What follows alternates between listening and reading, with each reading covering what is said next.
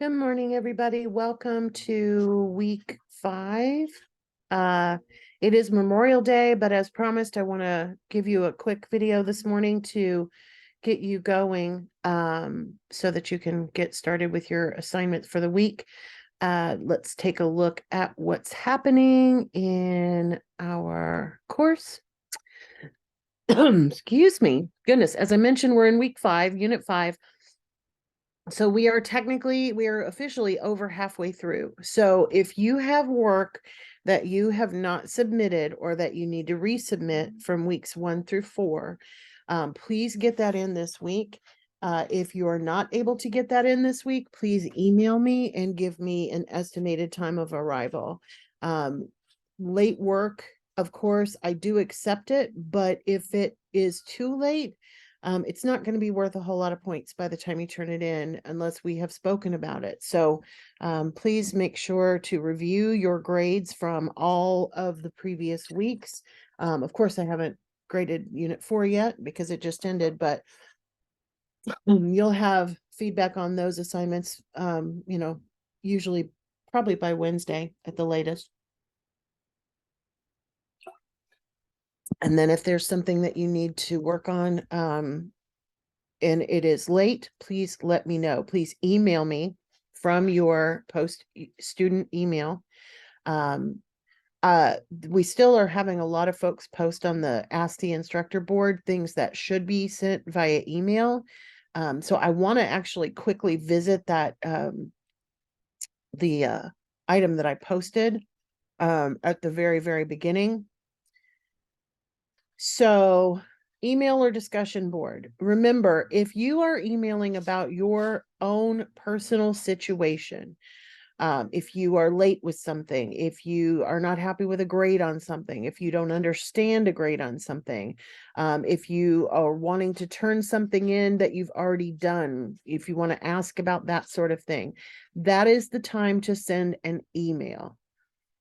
When do you use the Ask the Instructor? It is for public questions. Remember, everyone else in the course is able to read what you're posting on the Ask the Instructor board. So you should only be posting things that are relevant to a public audience. And so I've got some examples here, things like what is APA format? Do you have any samples that I could look at? Although I always give you samples. Since there's a storm, can we have extra time? Like things that are relevant to other people besides yourself. How you performed on a particular assignment is not something that anyone else needs to worry about. How to do something in an assignment is something that people might also have questions about. So think about it that way. If it's a question that someone else besides you might have, then by all means post it on the Ask the Instructor discussion board. Okay, so end of public service announcement. All right, so in unit 5, we are talking about the power of family and work and life balance. This is something, of course, that you hear a lot about in social media and in the news and in magazines and things of that nature. So that's where our focus is this week. As usual, you have some things to read and to view. There are 2 videos and a article for you to read. So please, I've said this before, but I'm going to continue to say it until it becomes a reality. You want to do the things in the online courses in the order that they come. So it is very important that you read the overview and then you read the articles, look at any videos, websites, etc. And then you take the practice. You always want to do the actual interactive practice. In this particular one, you're going to be creating topic sentences, and there's a little bit of a kind of quiz there. Knowledge check is what Post always calls it. It is not for a grade, so this is not going to hurt your grade if you don't do well on it, but it will help you review some of the things that you've learned. The next assignment, we are using a photo this week instead of a fully written thing. We are going to write about the photo, but you are going to be choosing a photo, and the instructions are right here for you. So for your discussion board, you're going to find a photo using this particular website, Creative Commons Openverse, and I'm going to go ahead and open it. And we're going to go back and forth between them, but I want that open in the background. So when you open it, you will see a search box. Next to the search box, click on the arrow by all content and change it to photos. So let's do that. Notice here's the search box. Here's the drop down menu where it says all content, and we only want to look at images. It doesn't say photos, it says images, but close enough. And then let me go back to the other. Doesn't want to let me. There we go. In the search box, you can add words that represent your journey. So this can be about your personal life. It can be about your work life. It can be about your life as a student. So I am currently taking courses at University of Central Florida in instructional design. So I'm going to put in instructional design. And I'm going to click the search. So what comes up are going to be a bunch of images that you can use for free that are relevant to whatever the search term you put. So I like this one. It's got a little graphic about universal instructional design. There's lots of little things around it. There's several that are like that. This one, of course, has branching out. This is a little bit more typed rather than handwritten. We've got this one is very similar to the one below. So I can use any of these. So let's go back and get our instructions. Once you find the appropriate photo, make sure to include who created the photo / title of the photo and a link to the photo in the discussion board. If you would like, you can also right click on the photo, then select copy image, then paste the photo into your discussion board using Command V. I would love it if you would actually post the photo, but as long as you've posted the link to the photo, that's fine too. So I'm going to click on, I'm just going to use this one because it's at the top.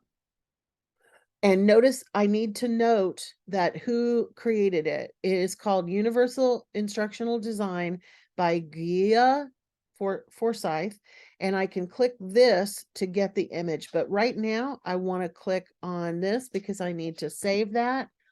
I'm going to come over here. I'm going to go to the assignment forum. We're going to create a thread, and the instructions are on here as well. Sample from Miss Pierce. All right. So first I'm going to say this is the photo.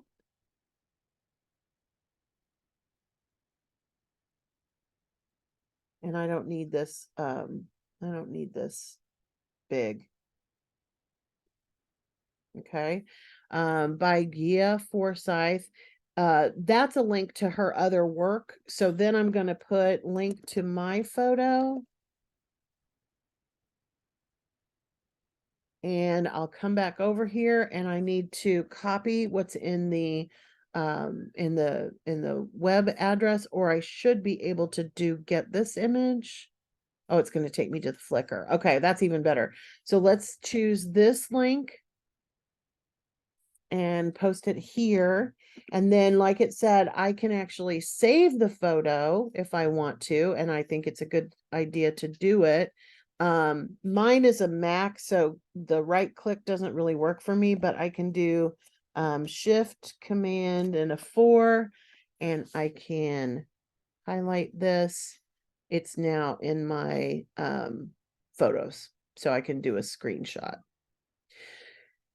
I want to say something about like how to do this kind of stuff if you don't already know. Of course, the directions are in our course. However, sometimes those directions we forget, whatever. So here's the thing. If you don't know how to do something, and say it's something like this, it's something technical, then Google it. One of the best places for learning how to do things that you don't already know how to do is YouTube.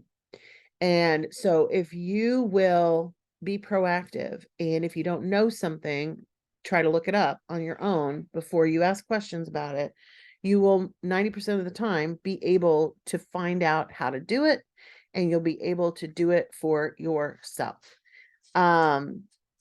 it's not that I mind answering questions. I don't mind answering questions at all, but sometimes I get questions that should have not been a question and should have instead been um, you could have Googled it and found out on your own.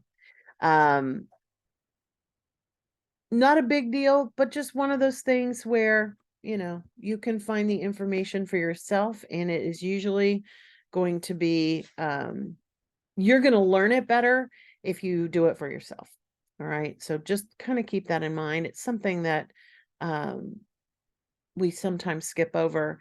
That's especially true for words. One of the things that drives me crazy as a teacher is if somebody doesn't know what a word means, instead of looking it up, they'll ask me about it. And I'm like, um, why didn't you Google?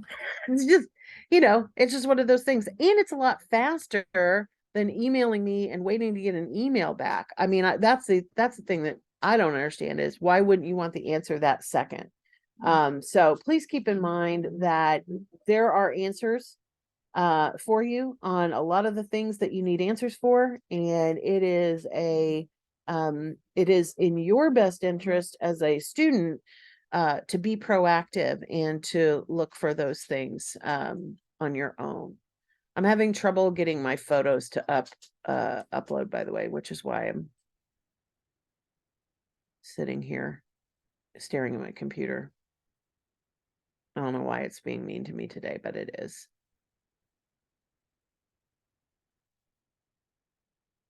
All right. Well, I'm not going to continue to wait on it. You can post the photo. I have it saved in my photos, but my photos don't want to open up. But this is how you do it. If you have it saved in your photos, you insert a local file, just like you're uploading a document. All right. And then I would write about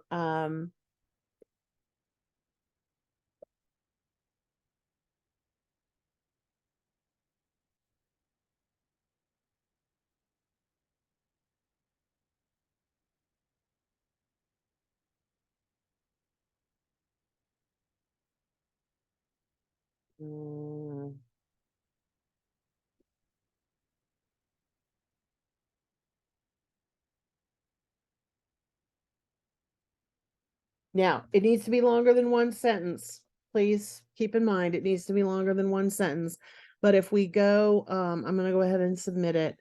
So then if we go back to the actual unit, just as a reminder, it will say that. So once you find the appropriate photo, in 3 to 4 sentences, explain why you feel the image represents you. As usual, your own response should be posted by Wednesday. You are not required to respond to others on this one, but I highly encourage you to do so. You also have a journal submission this week.